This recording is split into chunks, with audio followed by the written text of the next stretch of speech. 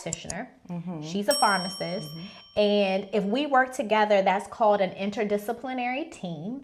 And so I kind of want to talk about what our roles are different, but how they work together. Yeah. Welcome back to Candid Convos with Nurse E. If you have not met me, I am Nurse E and I am the host of this wonderful podcast. And today I have a pharmacist with me, Dom the Pharmacist. And I'm actually going to drop her information in the description so that you can go and follow her. Really, really excited about this conversation and how much you guys are going to learn, be enlightened, and gain insight from a pharmacist's brain, from a pharmacist's perspective. So I am so happy to have you here. Thank you so much for joining me on the podcast today. And so I like to give my guests an opportunity to brag on themselves. So I know her as a beautiful woman. I know her as a pharmacist. I know her as being very passionate in what the Lord has given her, her vision. You know, I know her as a fellow prayer warrior at church. I mean, the list can go on and on, but I don't want to go on and on. I want to give her an opportunity to be able to just go on and on. Brag on yourself a little bit. Tell us a little bit about Dom the Pharmacist, okay? Okay. So I am a pharmacist, but I have a particular expertise in clinical management. So I'm board certified in pharmacotherapy.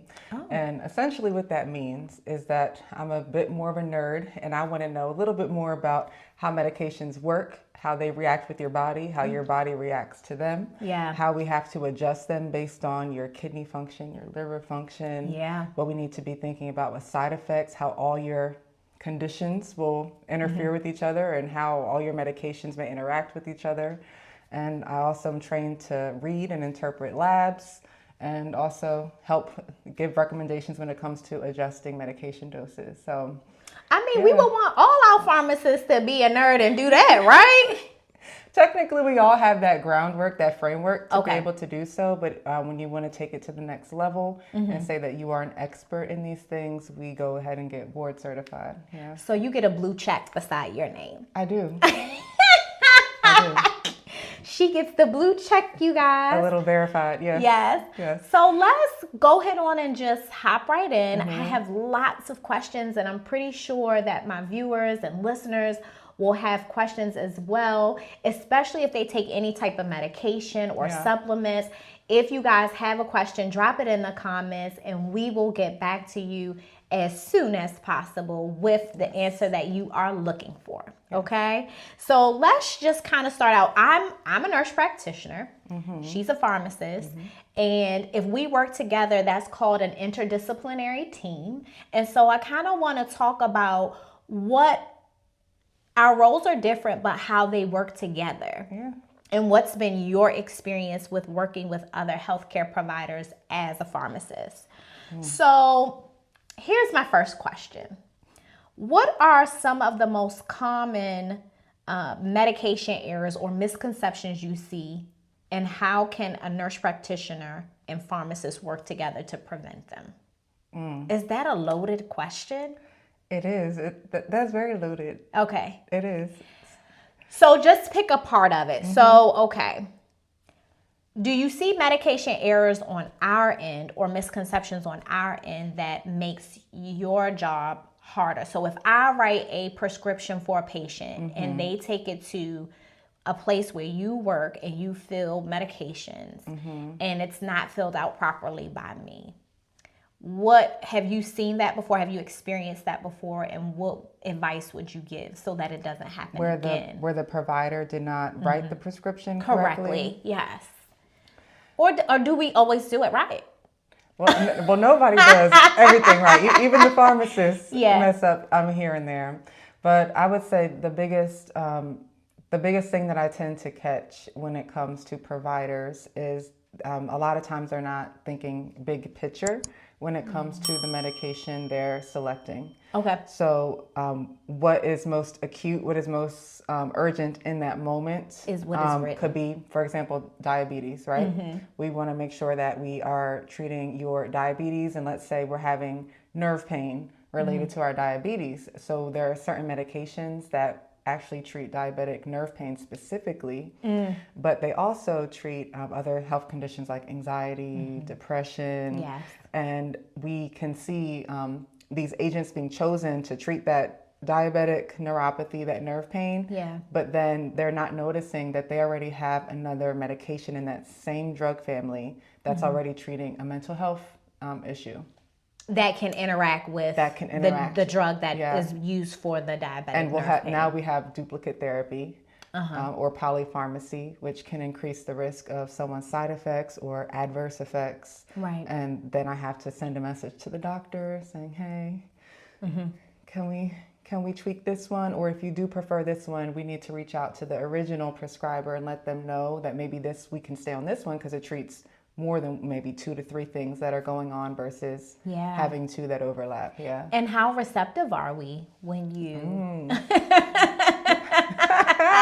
That's very individualized to the person. I find that when there are providers who are more accustomed to working on multidisciplinary teams, they understand the value of it, and they're actually very appreciative. Good. Because that was a mistake on their behalf, and that could have went bad. A patient can sue. So that kind of saves their butt at the end of the day. Yeah. Someone doing that. It's like that extra person, the extra set of eyes. That extra set of eyes. Others get offended.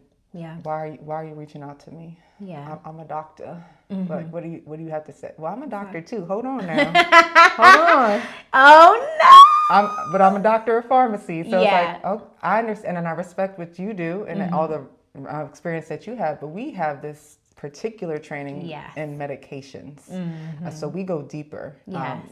And there it really depends on that provider's knowledge of what we do, the understanding of why we're here. We're not here to overstep. We're here to help and assist. Yeah. And actually be that safeguard for you to make your life a little easier when you do have those days where you're back to back with patients and you don't have the time to go deep. That's where we really help, pick up the pieces. Well, the ones that don't appreciate it, that's them. I appreciate it. Thank you. I don't work much with pharmacists right now with the role that I'm in, but when I did, especially as a registered nurse, the pharmacists were my friend.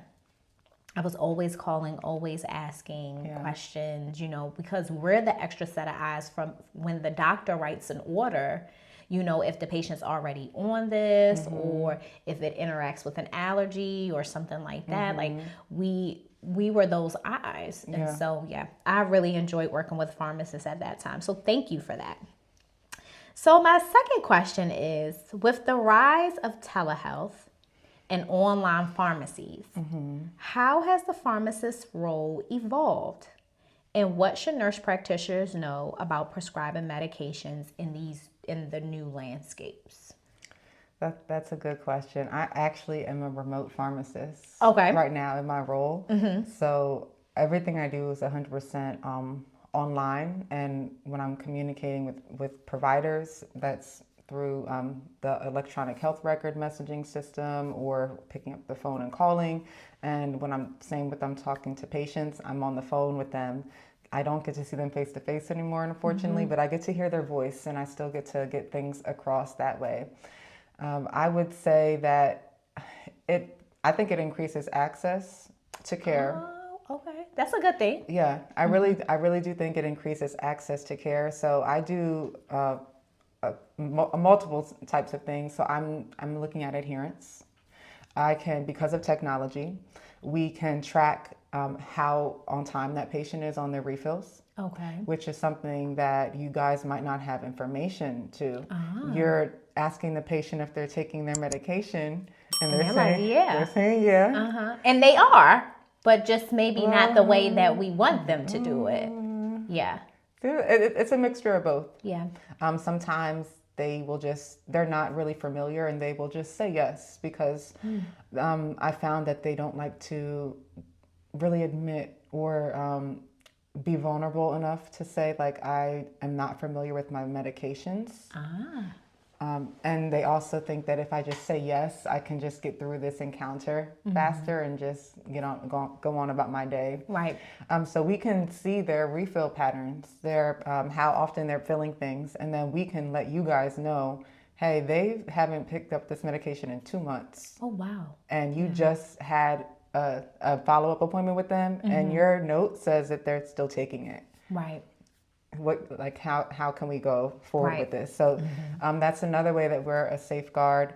But also I do transitions of care, which means that when a patient is leaving the emergency room setting, the hospital setting, and going back home, I'm the one who is screening their medication list. Right. Does the discharge list match up with what you actually were given at the pharmacy? Did you pick everything up? Some things will get sent, but then they'll be caught because insurance doesn't cover them. Yeah. The doctor didn't know that. That's not really their job to know what's on your formulary. Yeah. So I do all the groundwork on that. I call the patient. I make sure that they know what was started, what was stopped, what's continued, why this was started, why this was stopped. Right. Because I found that if they don't know why these things are happening, they're less likely to be compliant.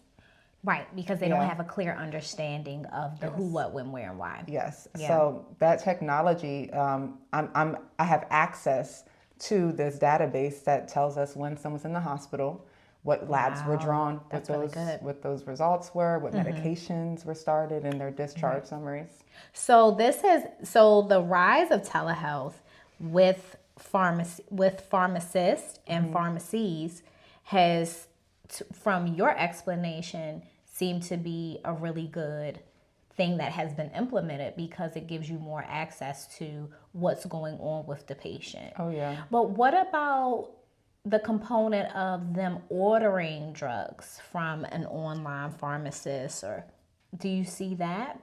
Like maybe from like different countries or just something that they see online? What about that? Oh, are you referring to patients being able to go online and just order things? Yes. Oh, yep. That can be very problematic. That can be problematic. That can be very problematic. There are a lot of counterfeit medication companies that are out there that are not being monitored and regulated by the FDA, so they can slap anything on a bottle. Yeah. For example, this is really hot right now, GLP-1s. Everyone loves GLP-1s. Well, you gotta explain GLP-1. What does that mean? GLP-1 is a glucagon-like peptide 1 inhibitor. So that Ozempic, Mounjaro, Zepbound, Trulicity. So there's the injections that people are taking to manage diabetes and to lose weight, but then there's a pill form. And what people don't know is that the pill form does not have an indication for weight loss. The clinical studies, we do not see weight loss with the pill, just the injections. But there's a rise of these companies now creating GLP-1 tablets or capsules, and they're just selling them on the market for people to, and they're just grabbing them because they know that these agents have weight loss. But if they had the opportunity to talk to a healthcare provider, they would know that they're wasting their money. Yeah. And who knows what they're even consuming. So. And they're not even going to get the results. Yes. Right. So, oh man. Yeah. Yeah. So that's the con. That's the con. Right. But the pro is the access to you guys and access to you guys and the access that you have to records and to help with adherence and monitoring. Yes. On the clinical end. On the clinical end. Yep. Okay. You ready for another question? Alrighty, let's go. All right. What advice would you give to the nurse practitioners about optimizing patient care through medication management, especially for patients with complex or chronic conditions?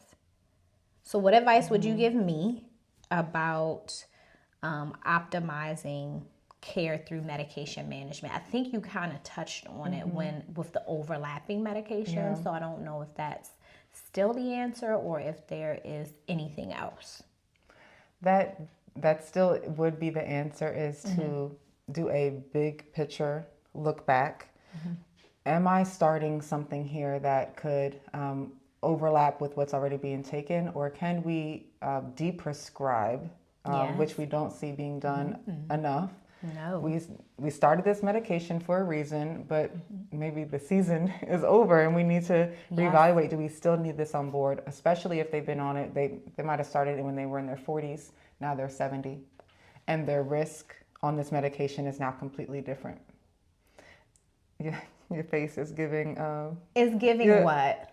It's like I've been telling people this type of thing. Well, it's kind of like, you've got to be kidding me. Like, okay, they've started this at 40 and we're still at 70. When I used to work in cardiology, I had patients who had a load of medications. And I would sit down, like, I had a little bit more time with cardiology because I didn't have a whole lot of volume. So I could spend more time with them or reschedule them to just come in for me to talk with them about their medications. Yeah. But they don't remember why they were on the medication. Nope. They don't remember who prescribed the medication. They don't know what the medication was for. And so I'm like, oh, do we need to continue taking this? Like, I was doing some primary care work as a cardiologist, and you kind of can't get away from that. You know what I mean? Yeah. No matter your specialty. But it's just kind of like, if you have high volume, if you're seeing 20 patients a day or 30 patients a day, you don't have time for that. And so is there a way for us to refer them to you as a pharmacist for you to go through the medications? Is there some type of vein in healthcare with that now? Absolutely. So in a hospital system, you have, well, the institution I was trained in, they had pharmacists who were doing rounds with the doctors, going bedside to bedside, and the pharmacist was actively inputting on, maybe we shouldn't do this medication, let's go in this direction because of X, Y, Z.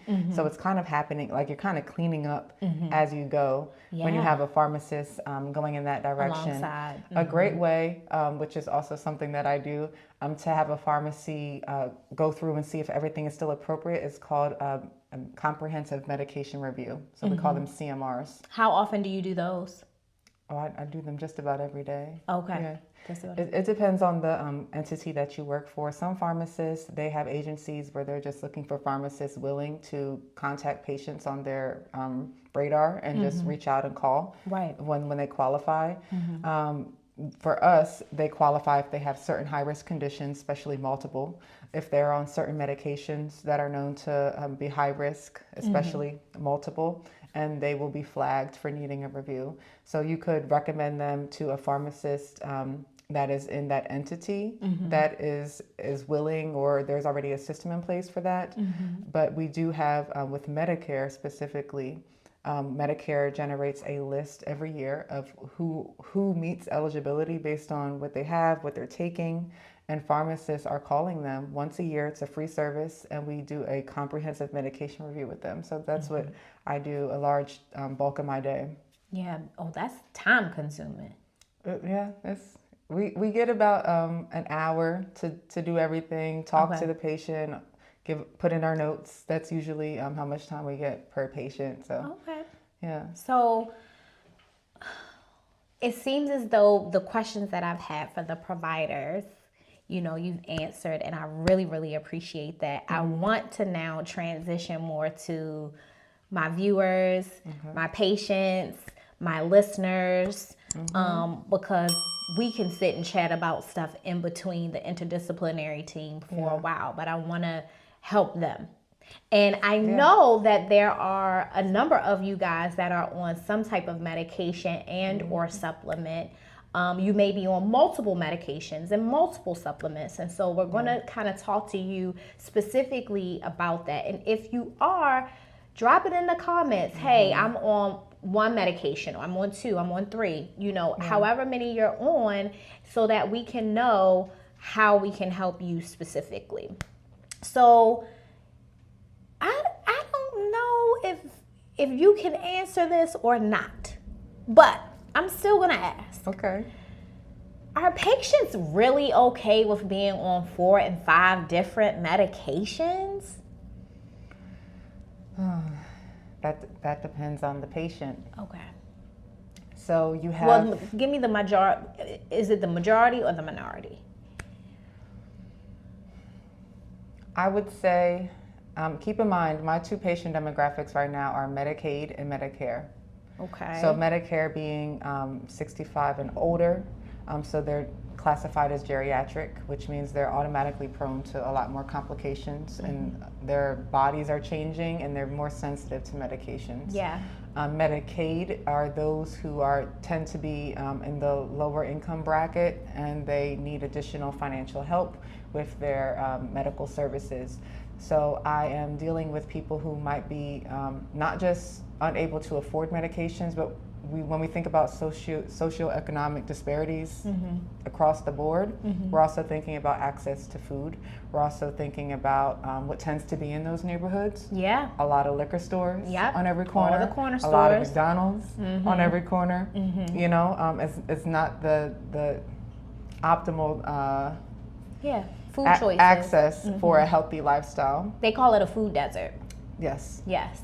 So we have to think about those things as well. So I'm also up against that, and I'm mindful of that, and that also has to come into play. I can't just tell you to go to Wegmans or Whole Foods to get your fresh veggies.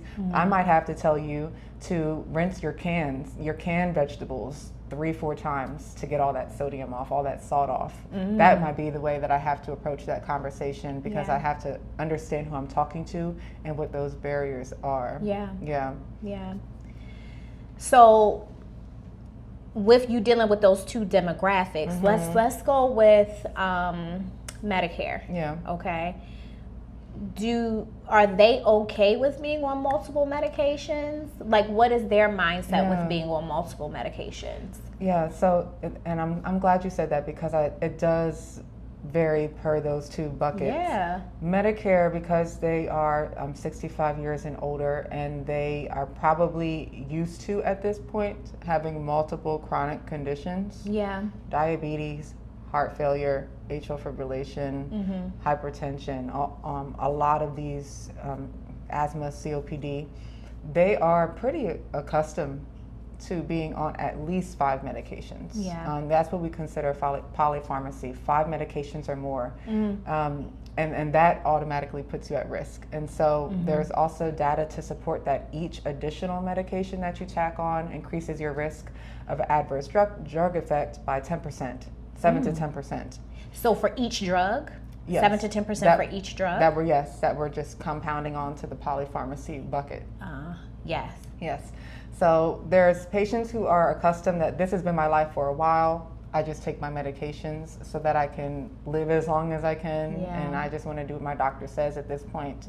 But there are in that category those that say, I really want to know, can I come off of? Is there a way for me to come off of some of these? There is. In some areas, maybe we can't pull you off your heart medications, right? Because once there's too much extensive damage done to the heart, we have to make sure that we're maintaining. But your blood pressure, especially if it's diet driven, lifestyle driven, your blood sugar, your cholesterol, that we can talk about.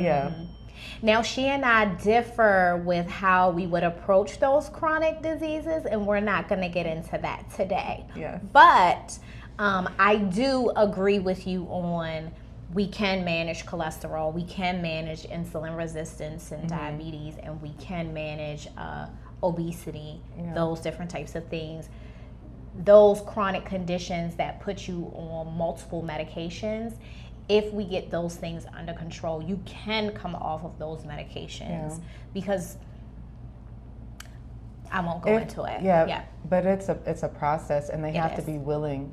They have to be ready to do the work. Yes. So we definitely agree on that. It's definitely going to be work. It's definitely going to be a lifestyle change. You may even have to change out friends, your support system. All of those things play a major role in when you're wanting to get healthy and wanting to get off of medications. Even talking to your spouse, who keeps bringing in donuts, but you keep saying you want to lose weight and manage your diet, but your family members keep bringing food into the home. That's also a conversation that needs to be had. Well, just to that point, you guys, my father was just diagnosed with prostate cancer. And my mom was trying to be on a healthier diet because about 2 years ago, she was diagnosed with breast cancer. And so now that he has prostate cancer, he's more open to these dietary changes and different things like that.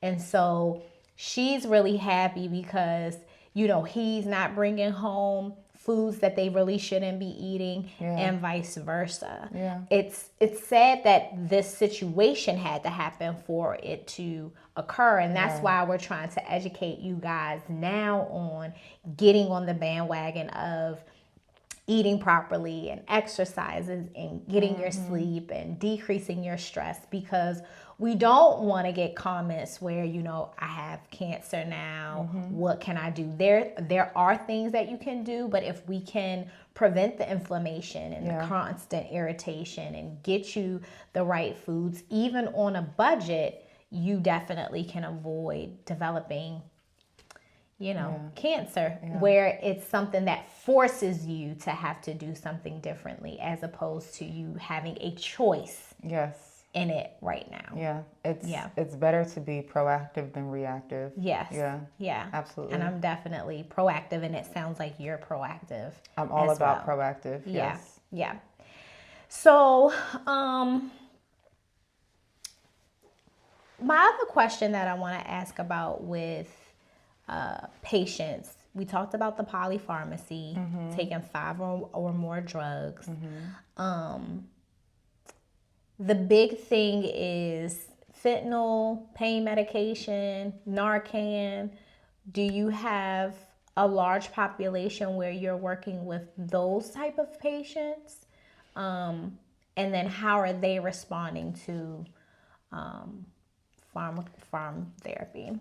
Yeah, so fentanyl, not as much unless they have cancer. Okay. That's usually when I'll see it come across my patient arena. But naloxone, which is Narcan, I've been actually recommending that a lot because I'm seeing doctors, and here's another opportunity for providers, but I'm seeing doctors give chronic opioids out, and then that patient also has anxiety, so now they're putting on Xanax and the benzos, which further increases their risk of the things we're worried about, like respiratory depression, and that's where Narcan comes into play, because what people don't know is opioids don't just send signals to your pain to stop, they also can send signals to your brain that's responsible to telling your lungs to breathe. Once you overdose on opioids, and it may not be intentional, it could be accidental, your brain will stop telling your lungs to inhale and exhale, and you can suddenly stop breathing, and that's how you can die. What Narcan does is you inject it, and within moments it tells that it releases those signals to say, hey, we need breathe. Breathe now. The opioid gets off of those receptors that are suppressing those signals, and that's when you'll see people jump up with that breath of air, because they're finally able to breathe again. So that's even more risky when we have the Xanaxes on board. And I'm seeing it in 65 and older. Oh, yeah. And because patients have been on these for years, they don't have side effects. But just because you have a tolerance and just because you don't have side effects does not mean that your body will not go into an overdose state. So that's a myth that I want to bust. Just because you're side effect free doesn't mean that you're not approaching a danger zone with these. That's a good point. And I think that can speak to things that I speak about on the channel. These patients that are on opioids, another word is pain medication, are usually dealing with chronic pain. Chronic low back pain. Check out my video that talks about natural ways to deal with pain. They're dealing with neck pain, shoulder pain, hip pain, knee pain. There are things that we can do to avoid you from even having to be on pain medication. If we can decrease inflammation in the joints, we can avoid the long-term pain medication, and them having to have Narcan. So I think that although I'm more on the natural side and you're on the clinical side, I think that there's ways that we can collaborate Absolutely. in order for the patients to receive the optimal care that they can receive. I think the biggest determining factor with us working together and what they can be prescribed or not be prescribed is the type of insurance that they have. Yeah. And I think that that's the biggest thing, the biggest hindrance that I run into.